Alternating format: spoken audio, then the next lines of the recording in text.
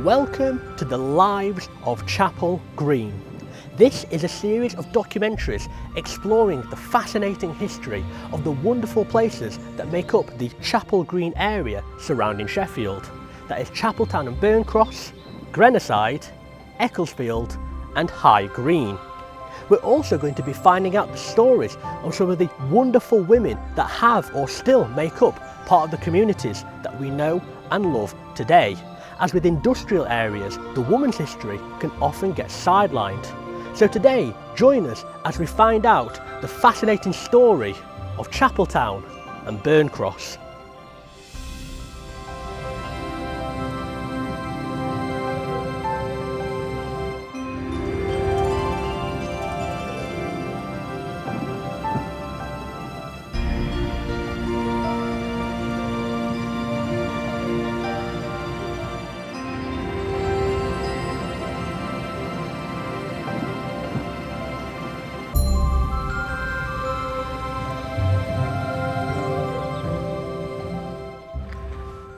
We're here in Ferns Park in Burncross, with Ferns obviously referring to the ferns that were once here.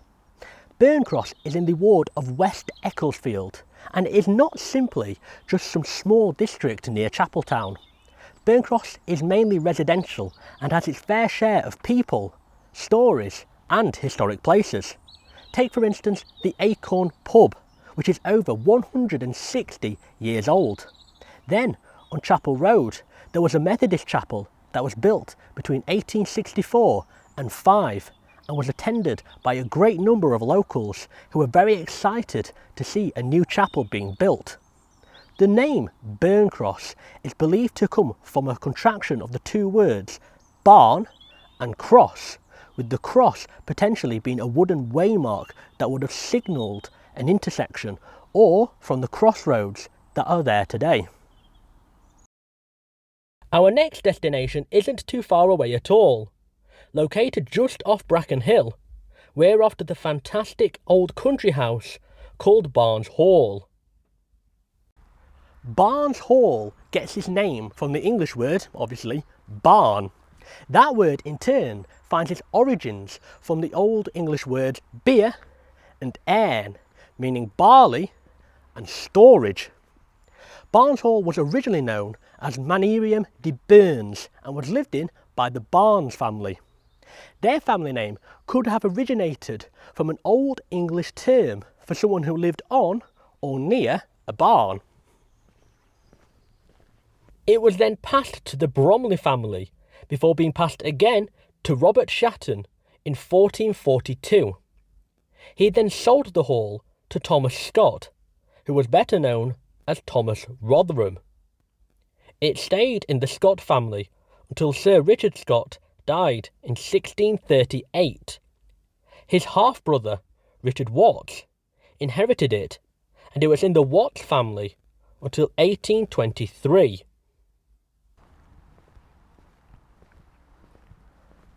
Barnes Hall was bought by William Smith, a prominent local landowner, solicitor and brewery owner. The oldest surviving part of this estate is the Dovecote, as Smith had Barnes Hall rebuilt in 1824. The south-facing wing was built in the late 1800s. In 1885, Barnes Hall was nearly the victim of a robbery, as part of a string of robberies that were terrorising Burncross at the time. Fortunately, the assailants were stopped by a servant working there. In 1985, Barnes Hall became a listed building, and since 2003, these historic buildings have been taken care of by the Open House Project. So, Open House Project started possibly 10 to 12 years ago. We're a group of friends and extended family who came together with the aim of trying to find a better way of living and an interesting place to live collectively. We bought the site where there's a number of Barnes Hall Farm buildings about 10 years ago, and we're in the process of converting those buildings into 7 houses and communal facilities. So we are about halfway through that process. So we have converted some of those buildings into 4 houses so far, so we've got another 3 to go, along with a number of other bits and pieces. Well, it's a long process. It's taken us a long time up until this date. There's a lot of communication with the planning department. A number of these buildings are listed, so they're of historic value. So part of the work we need to do is understand what that value is, and then develop designs that celebrate the heritage of the buildings and make the most of those features, but also make them appropriate for people to live in a sustainable a way as we possibly can. Well, obviously we want to finish off all of the buildings, and we want to create a thriving community here made up of people, families of different ages that can help and support each other. And we want to make the most of these buildings. As I said before, we want to celebrate them. We want them to sort of bring them back to life in many ways. And we also want to make the most of the landscape that we've got around the buildings as well. But importantly, it's about creating a kind of a co-housing community, so people come together to help and support each other in daily life, really. One of the best things is that just up the hill we've got Grenna Woods, Thorncliffe Woods, which is fantastic for getting out and about, whether you want to cycle, run, etc, etc. But also, I think since we've moved to Burncross, I think some of the activities that are going on in terms of the Burncross Action Group, this kind of sense of community here is really strong. And we've tried to not be too insular. We've tried to kind of reach out and contact other people, particularly those that live close to us around the edge of the site. Burncross's neighbour, Chapeltown, was originally just called Chapel, named after the Chapel of Ease that was located there. It was a hamlet at first that developed around the crossroads that we see today as the roundabout. The iconic Chapeltown roundabout that greets you and other visitors today is not only vital for the industry and commerce of Chapeltown, but to the history of it as well. It used to be the crossroads that connected the Sheffield to Barnsley Road and the Rotherham to Wortley Road, making it a vital transport link and a centre of great trade. This included the Wagon and Horses Hotel.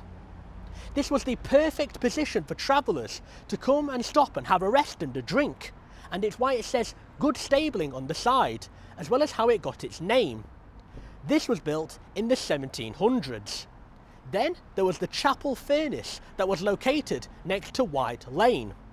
This was built in the 1500s and until 1780 was powered by charcoal, and until 1860 was then powered by coke.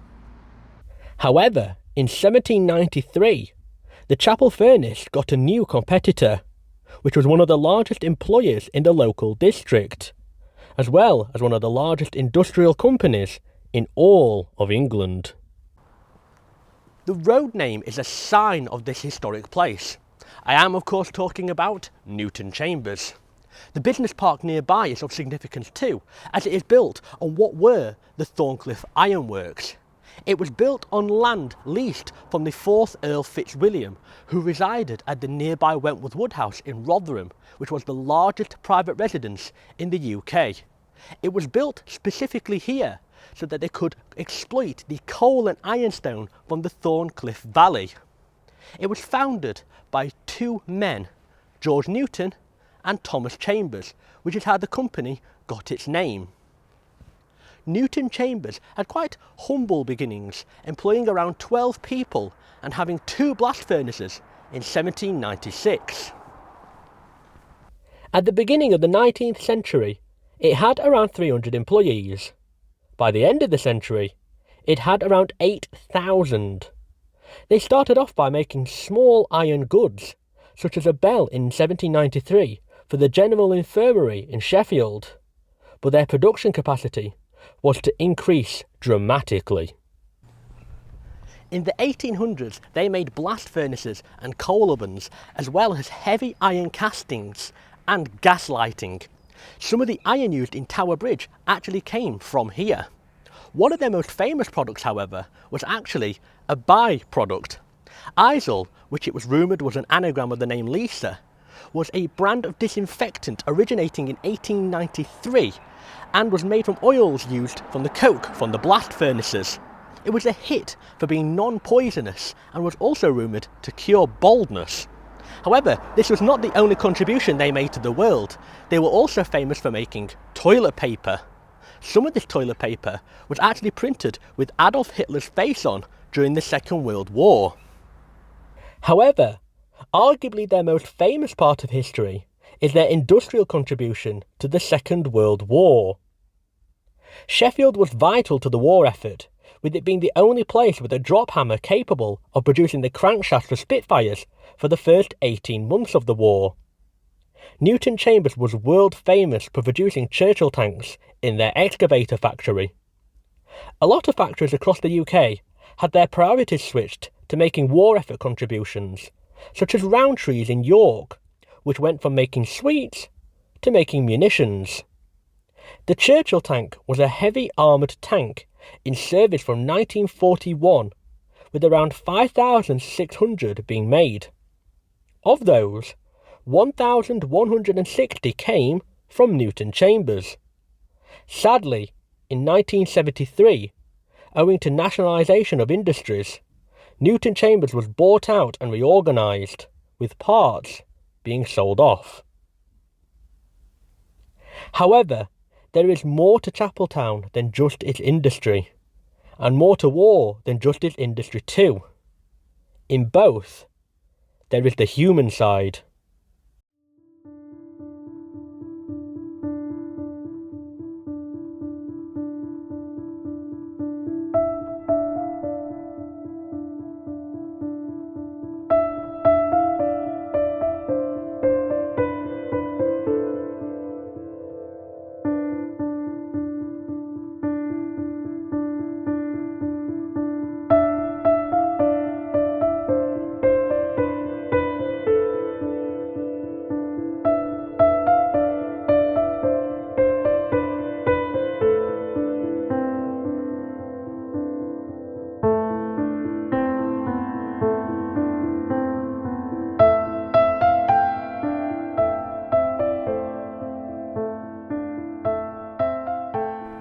In 1919, it was decided that a memorial should be built to commemorate the 118 men from Chapeltown who lost their lives in the First World War. Thus, this memorial in Chapeltown Park was erected in their honour. We must remember, however, that the men here are not just names on a memorial, nor were they just regimental numbers. They were people who died fighting to protect their country, and they were real people with hopes, dreams, families, friends like you and me. Take, for example, Private George Harry Galloway. He enlisted in Barnsley, was born here in Chapeltown, and served in the York and Lancaster Regiment. He died on the 14th of December 1917 in France at just 19 years old. Another memorial was added to the side of this one to commemorate the 48 men who died fighting for their country in the Second World War.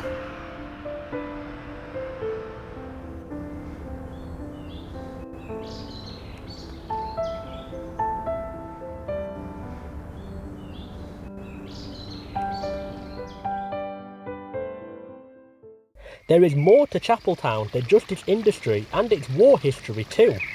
There's also nature.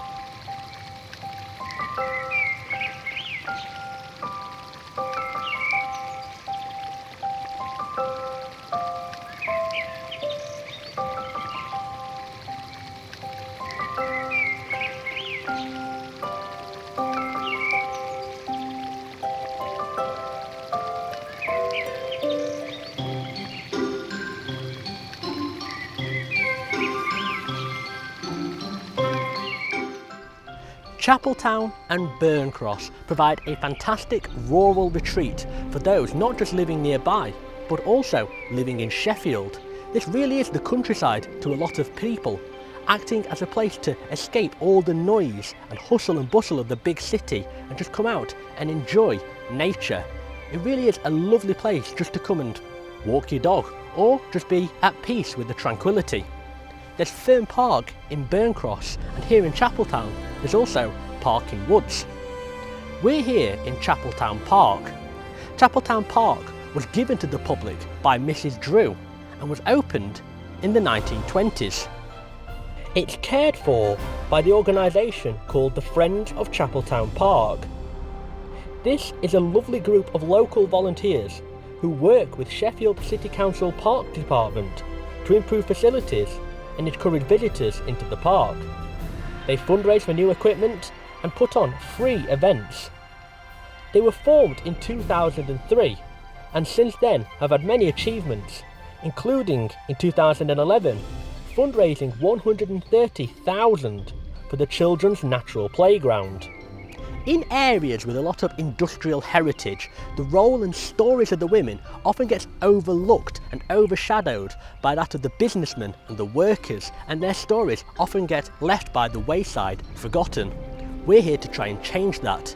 I've had the fantastic opportunity to come and talk to some of the wonderful women of Chapeltown and Burncross to hear their stories and the roles they played and still play in the community of these fantastic little places. I trained as a singer in my youth, and I missed all that in Australia. There just wasn't the opportunity. So when I came back here, the first thing I saw was Chapeltown Operatic Society. So I joined them and stayed with them for several years, and got to know more and more people. And then Steve came home one day from work and said, do you want a job? I said, not particularly, no. Are you mad? And he said, Mr. North at the school is retiring, so they need a lollipop lady. So I said, well, all right, I'll go while the kids are still at school, you know. When I was a little child, my sister used to go for ballet lessons when we lived at Birdwell, and I wanted to go for ballet lessons. And as a ballerina, I turned out to be a very good singer. So the choice was, you either have singing lessons or you have dance lessons. So I decided on singing. This is the U3A, Rotherham U3A choir that I run. Now, I'm not in the choir, I conduct for my sins, but I've been in loads of choirs. One of the reasons I wanted to come back from Australia was because they didn't have anything like this. You know, I joined the Philharmonic Society down, oh no. I mean, how many times can you sing Judas Maccabeus in a year? I mean, they do things like that over and over and over again. Whereas I like to change. You know, I always think when I organise a programme for a concert, I think there's at least one husband there who really don't want to be there, has nothing to do with music, hates music, except perhaps Bohemian Rhapsody or something like that. So I try and put something in, you know, for everybody. The summer one was for the Rotherham Sight and Sound. It's for blind. It's like a group for blind, you know, the blind and partially sighted things.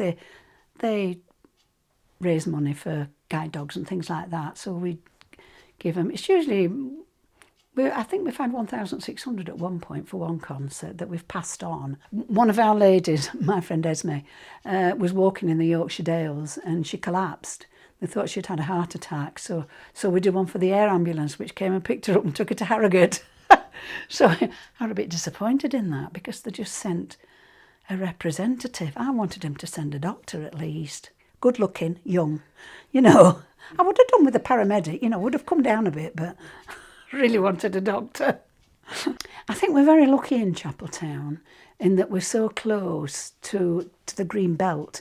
But, you know, it's so surrounded by such lovely countryside and in walking distance. You don't have to, well, for some people, you know, you don't have to go very far. I mean, look at Elizabeth. She rides out over Grenna side, over Thorncliffe side, and on a Monday. Then on the alternate Monday, she takes the dogs walking. Her and a friend have got 9 dogs, 4 of which are Alsatians. But yeah, mainly Chapeltown. I just like Chapeltown. I think it's a pleasant place. It had a moment when before they built these, I mean, you might still have these moments, but I don't know because I very rarely go down into Chapeltown unless I'm going down the village shopping, which I very rarely do. But there were 3 huge blocks of flats behind the baths, just behind the swimming baths, really big ones. And I bet if we had 2 or 3 knocks on the door, so-and-so's doing so-and-so in my flat, I want them out, because we, of course, we're in a police house. You know, we've got a big dog after that.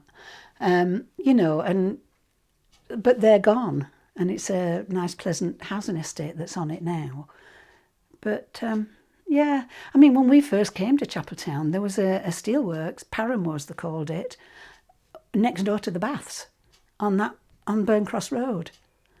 Yeah. It's got what's on it now? There's a nursery, there's the post office works, there's a library. Yeah, it's changed drastically, Chapeltown. When I was really young, I used to come with my mum and dad, I mean really, really young, on the bus from Birdwell to Chapeltown to the illuminations. They used to have illuminations up in the park. Oh, they were famous, Chapeltown illuminations. Yeah, and they stopped. I don't know why they stopped. Probably while we were in Australia, but there were no more. Oh, there's the Floral Society. Is that what they call it? The Floral Society? Yeah, you know, flower arranging, things like that. They have, I think it's 2 demonstrations each, and they're lovely. And it's usually really somebody very funny. They stand on the stage and do these wonderful, you know, they just arrive, these things that they make from nothing. Well, flowers obviously, but yeah, that's always well attended. Yeah. I've lived in Burncross all my life except for 5 years when I was first married and lived near to where my husband worked, and that was in First Hill in Sheffield. So today, when I retired, and I suppose a bit before that, I was very interested in an organisation that had started in 2006 called Burncross Action Team, a voluntary group, you know, purely voluntary. And they sort of like started off really just to try and improve the area, really. I suppose when you're young, you don't see things, do you? You don't, litter doesn't bother you the same, things that are changed or knocked down or whatever doesn't bother you. When you get older, I feel as if it becomes part of you and the person that you are. And I suppose the community thing for me all came about maybe from the fact that I was a community midwife here in Burncross for 18 years, and so got to know lots of people very, very well, as you can imagine, and realised how important community is, and this voluntary group is all part of that, really. So it started out that it was about really just improving the area, and I got more and more involved, and probably more so once I retired.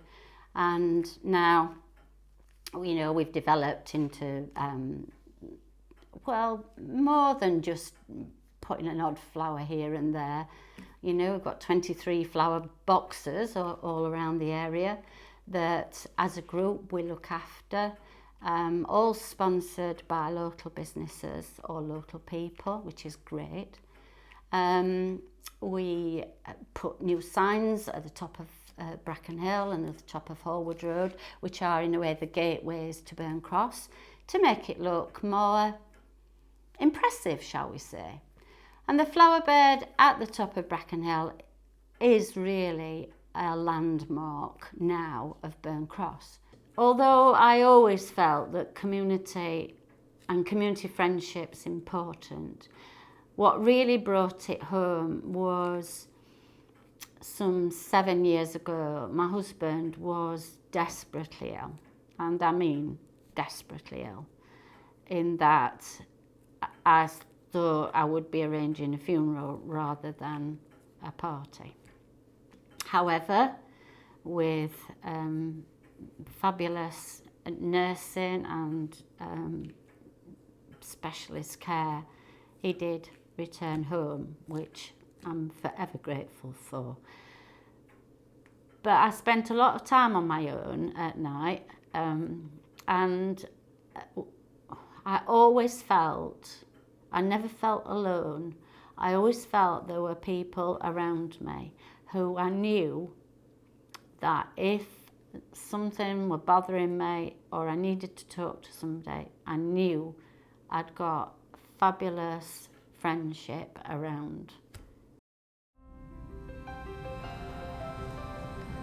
Chapeltown and Burncross have incredible and varied histories and have been great contributors to the nation as well as to the local area. From its industry, to its community, to its nature and people, Chapeltown and Burncross have a community and a heritage that they should be very proud of, as well as some wonderful women with stories that will last for generations.